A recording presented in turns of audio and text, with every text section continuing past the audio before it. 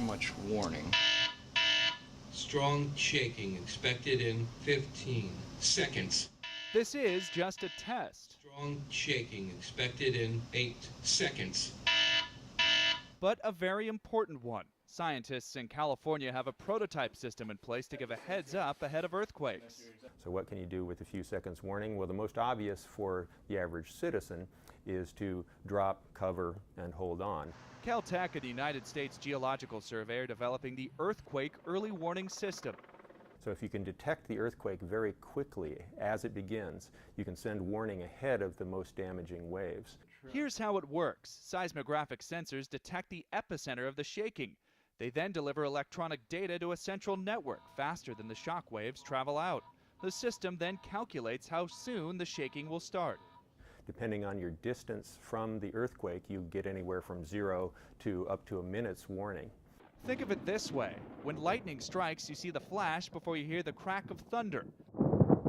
The system operates under the same idea. A similar alert network warned the Japanese ahead of the 9.0 Tohoku earthquake in March. It alerted public transport to stop. It beamed text messages across cell phone networks. TV and radio stations broadcasted people should seek cover. Had a system been in place ahead of the Virginia earthquake in August, Washington, D.C. would have had 30 seconds notice that a temblor would strike. You know, every so often we say, gosh, you know, if there were earthquakes in Washington, D.C., the federal funding levels might be better. And there lies the problem. Right now, only a network of American scientists get the early warnings because they need millions to build a bigger system. Deputy Mayor EILEEN handles security and disaster preparedness for Los Angeles. Finding the funding for new projects is certainly a challenge, yet at the same time, this is a very important project to undertake. She says the city is trying to raise its own capital for the warning network with private businesses. There was a great deal of enthusiasm for moving this forward because also from a business perspective, it's a sound investment.